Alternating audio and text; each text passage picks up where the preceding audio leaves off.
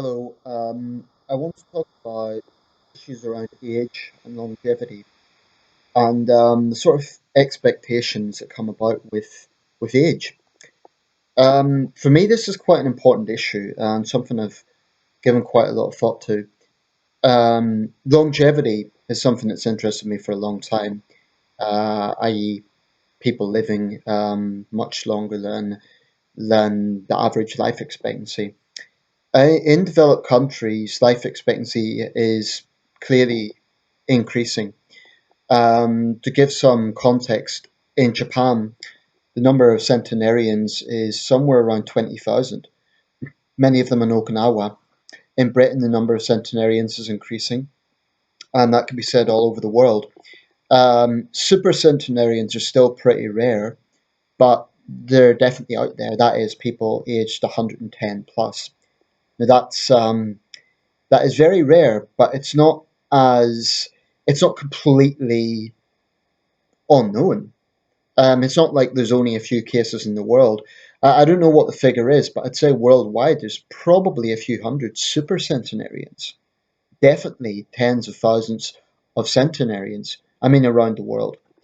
So this is definitely an interesting phenomenon. Now, living a long time is one thing, but how how well someone is quite another. Talking of supercentenarians, I came across a guy called Richard Overton recently. He is the last American World War II veteran. I should say the oldest American World War II veteran. Of course, there's thousands more still alive. The men and women of that generation were, let's say, the younger veterans, let's say they were 20 when they were either a soldier or a nurse in World War II. They would be in their late 80s, early 90s now.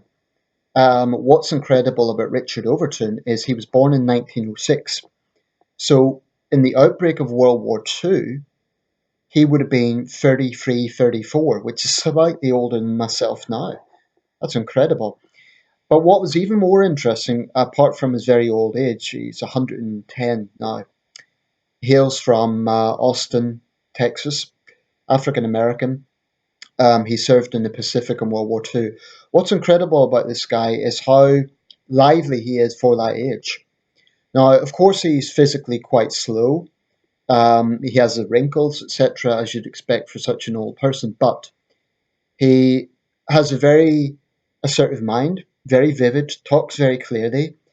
Um, he didn't use a walking stick, from what I could see, or at least he didn't use a Simmer frame. He still drives.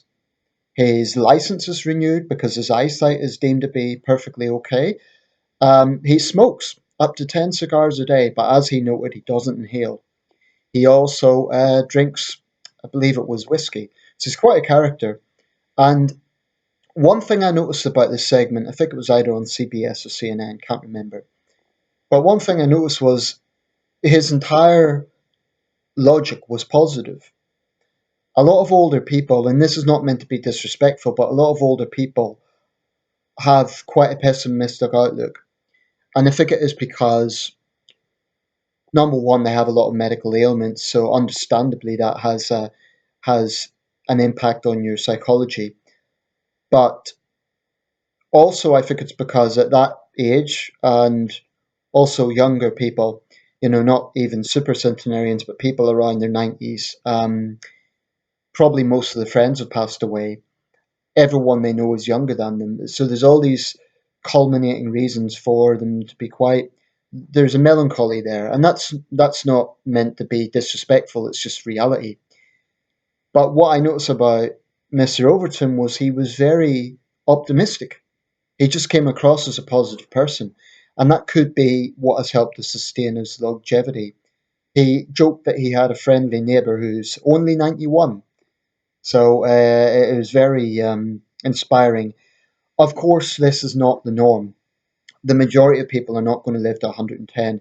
Even today's generation, who will have a longer life expectancy, I think 110 plus is still going to be very rare. But there are other examples of people at old age doing remarkable things. Some famous examples. It's well documented that George Bush Sr. parachuted on his 90th birthday.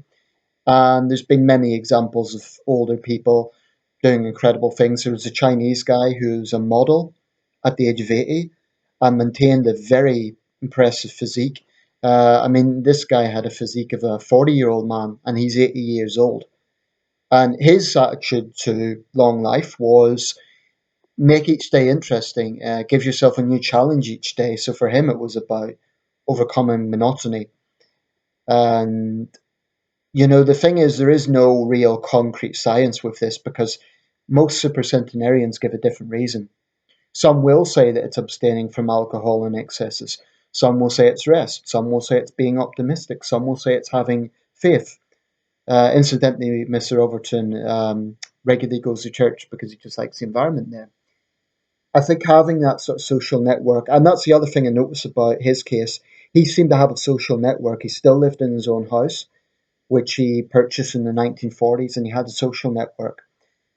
I think a lot of older people don't want to go to care homes because they're in with people they don't know, and it's an alien environment to them, even if the care is very good. That's understandable. My mother said to me, and she's not old, but she said she would never like the idea of being in a care home and then people sticking on Jeremy Kyle, or there'd be that lack of independence. I think that is a real issue that a lot of people have. Um, in my life, I've been quite fortunate. I've never had major physical problems. I've had my fair share of mouth problems with mouth ulcers and obviously the recent tooth problems I've had, but nothing that's being consistent. But I want to talk more about the sort of social situation and what is kind of expected when it comes to age. So, although I find longevity a fascinating subject, the main scope of this video, I want to talk about, in a sense, social expectations. I'm 31. A lot of people think I'm younger, especially when I've got this removed. Most people would put me in my mid 20s, which I'm sort of flattered by, but at the same time, it can be good and bad. It can be good insofar as it's nice, in a sense, that people think I look younger, but it can also be it can have a different effect because I often feel older. I've always felt that way. I've always felt older than my years. Not that I've always felt not that I've always felt old, but I've always felt older. Um, Perhaps it's because I didn't kind of get into some of the things that peer pressure, in sixth form in my school days. I never done some of the things that you would get from kind of tribalized groupings, and it's hard to explain. I was very much my own guy always. So from that, I there were certain things I didn't do that people my age did, and that's not a criticism. It's just my experience. Um, and I just never got into what I saw as juvenile behavior. I'm not saying I never done it, but I done it much less than others. And I'm not trying to make myself out to be like a good kid or something. It wasn't like that, but I just found that boring. I just didn't get into that, like, how can I put it, Jack the Lad mentality that some of my peers did. It never interested me. Um, I'll be honest, loneliness is something I've dealt with for a good bit of my life, and that does tie in with this because we have certain expectations of youth and what is perceived to be youth, and that's the first important question. To my students, I come from a teaching background. They might well see me as an old man. I don't know. A few of them have been kind enough to say that they don't see that, but I don't know if that is just politeness or if that's how they see it. But to a 21-year-old, a 31-year-old is an older person. And I know that because that's how I looked at people in their 30s when I was that age. And I am acutely aware of that. And my friends now, as they reach their late 20s and early 30s, and I have to say, especially my female friends, do tend to focus a lot on this. And it's something that makes me uneasy because in most cases they're slightly younger than me. They're like 28, 29. And when I have female friends saying, I feel so old. I'm thinking, well, what the hell do you like? Don't say that. I'm older than you. And it's what one thing I really, really, really reject is this idea that at a certain age, life somehow has to just slow down. And I hate the concept that, oh, you're in your 30s, you have to settle down now. The hell with that. I really think that issues like marriage and building a stable job and building a family and all this sort of thing, it's all very well. And I'm not bashing it. You know, that can be a good thing for many people. But I do reject this social construct in the sense that there's this expectation that you should do that. Now, I don't want to exaggerate. I'm not kind of playing the victim here, like oh, society forces. Not like that. But in other parts of the world, it is quite obvious. In China, there's a big social stigma, especially in young women who aren't married by the age of 27. It's not that they're forced to, but there is definitely a stigma there. And I know that because a lot of my female Chinese friends are at that sort of stage where they are basically expected to get married. And I think that's unfortunate because, as their friend, I want them to be happy, whether they're married or not. So that's a cultural issue. But even in the UK, I think we get this mentality to a certain extent that you're in your 30s, you're expected to settle down and have a family. That's nonsense. Unless your actions are hurting someone else, unless your actions are impeding on someone else, then I really do believe that independence is very important. And this idea that youth suddenly ends at, I don't know, 30 or 35, however you define the cut-off point of youth as being. And I dare say in the past it was even a younger cut-off point, probably 25. That's perhaps one side effect of people living longer, that the cut-off point for youth is a little bit higher now. I personally think anything under 50, really, I would consider a young person. Now, someone who's 49 is not young in the sense that a 25-year-old is, but it shouldn't be a case that you get to a certain age and you're suddenly old. This is very much an individual thing. You get people that do incredible things at an older age. If I talk about my favourite sport, boxing, Bernard Hopkins, 51 years old, he's just had a title fight. Now, he lost the fight, but the very fact they can do it at that age is incredible. And he passed all the medical tests. This wasn't a case of a tired old man fighting past his prime. And it is unusual. Most boxers at that point are well past it, and it would be badly advised to step into a ring at that age. But it proves that it can be done.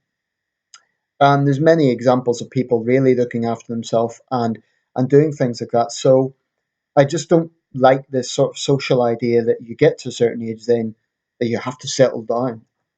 Because I mean, that's crazy when you think about it. Let's say life expectancy in a developed country is about 82, right?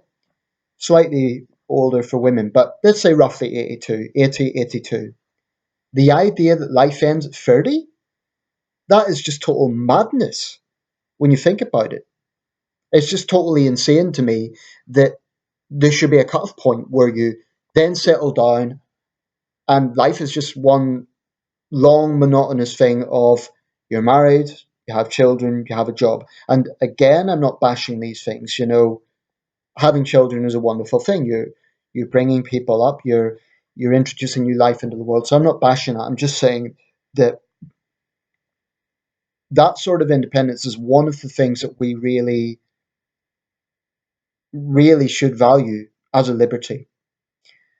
So if someone in their 30s or 40s or 50s or older wants to do something a little bit edgy, if they want to skydive, if they want to, I don't know, go on a dirt bike race or whatever it is, they should have the freedom to do that. Now, obviously, there is some barriers that are beyond our control. I mentioned boxing. Realistically, it is very unusual and very difficult from a marketing perspective for a guy to become a professional fighter in his 30s and go very far. There's no rules against it, but it's simply the case that it's hard to find a promoter. You might get some fights and at low level, but it's very rare to get very far with that. There's a few examples of fighters who started the sport um, later than normal, but most guys begin in their teens. Now, as a big boxing fan and as someone who seriously wants to look at this, I am acutely aware of that. I'm 31. I've had one fight in my life, amateur level, which I lost. And I'm being candid about that just to kind of reiterate my point that there are challenges that sometimes get in the way that are beyond our control. I'm also aware that if I really wanted to do it, actually nothing is stopping me. It is a little bit harder than if I were a 21-year-old, definitely, but it can be done. There's no rules against it. And there are a lot of endeavors in life that don't require, that really don't have age limits. Politics is actually one. It's perhaps reason I'm interested in politics. And I think the reason a lot of politicians stay in on it is actually because it's a high paced life. They enjoy the pressure. It's a very difficult endeavor. I've covered this in videos before because politicians are subject to enormous scrutiny. They get criticized all the time, and it's huge responsibility. But I think if you're an MP and you're working in Westminster, it's going to be quite a high pressure, high paced life. That's why MPs tend to retire considerably later than other professions. They tend to work, in many cases, well into their 70s. And I think the reason for that is because it is a constantly moving, fast paced life. So that, I suppose, is a positive side for being a parliamentarian. And there's other endeavours that you could probably say the same about. I imagine the armed forces, probably. Um, so let's just dispel the idea that life ends at a certain point. Now, for young people who might be watching this who are in their early 20s or late teens, you might be looking at it from a perspective that this is our special time and youth means something. And I actually understand that. Youth is special, and there's going to be some things that you have at a younger age that will change when you get a bit older. Your body is simply not going to be as healthy, no matter how well you look after yourself, when you're 65 as when you're 25. That's just reality. But that doesn't mean a 65-year-old or a 75-year-old or even an 85-year-old has to be a really just an old man or an old woman. They can still have a very active and fulfilled life. I I read in the National Geographic a few years ago when there was a lot of articles about the fact the world had hit the 7 billion mark. Apparently, the world's most average person, that is, when you get all the demographics and kind of average it out, the world's most average person is a 28-year-old Han Chinese man. So that's interesting. So I'm 31. I'm probably somewhere around the world average, bearing in mind that in a lot of sub-Saharan African countries, there's a disproportionately large number of young people because in desperately poor countries, killer diseases like malaria seriously cut the life expectancy age as well. By British standards, I'm probably slightly on the younger side of things, but by world standards, I'm probably somewhere around the middle in terms of balancing it all out. But it shouldn't be about comparing to other people. It should be entirely about your own endeavor. Never let anybody tell you that you're too old to do something. In the acting world, there's a lot of focus on racial issues and gender issues. Arguably, one thing is age. But acting, like a lot of endeavors, there have been actors who have hit their big mark at a later age. Dame Judi Dench is an example. She has really only become a big name in her middle age onwards. And that shows that it can be done. To become famous later in life is quite an interesting thing. Um, Another example, the writer Catherine Cookson. She had her first novel published in her 50s, as I understand it. So writing has no age limit. The point I'm making is do not let anyone tell you that if you're in your 60s or your 70s or your 80s, you're too old for something. If you feel in your heart that you can do it, and you're being honest with yourself, do it. Now, I'm not saying people should be reckless. Um, and the interesting thing about a video like this is it's entirely down to perspective. Because people older than me are going to be saying, oh, this young guy can say that. But people younger than me are going to be saying, well, that's interesting coming from this older guy. But I would like to think I will have exactly the same principles as I'm saying in this video at 41, at 51, at 61, at 71, at 81, and if I'm still alive, at 91. You know, this is very important to me. It really is, because I just totally reject the idea that life is over at a certain age, that you just have to settle down. It's nonsense. I mean, that just defies logic.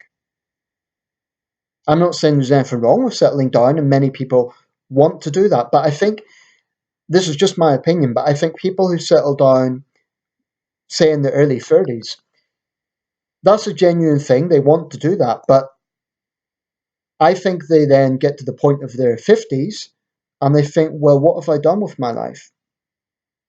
That's my honest opinion. I'm not bashing anyone. I'm not, saying that is always the case. But that's my personal concern. That's why I don't want to settle down now. Because I don't want a situation of saying, okay, I'll just go a nice little smooth course. And then I think, what have I done with my life? Of course, it doesn't mean procrastinate. You do need to make decisions, and perhaps I could cover that in another video. Anyway, let me know your thoughts. Let me know what age you are, if you don't mind. Let me know how you treat this. I really, really believe this comes down to personal mentality. Um, don't let other people say that you're too old or too young, for that matter. That's the other side of it. There may be endeavors that, I mean, I think on that score, I'm perhaps a little bit more rigid, because I think there's certain things young people shouldn't do. I mean, I don't think a 13-year-old should be in a boxing ring with a 28-year-old, for example. Um, but other than that, I really think age people are diverse, people are different, and age should not be something that holds people back. So I have a lot of respect for older people who pursue their endeavors, who do the best they can. And okay, their body might not be as it was when they were younger, but they're still living their life. They're still doing things, and that's something I really respect. Okay, let me know your thoughts, and thanks for watching.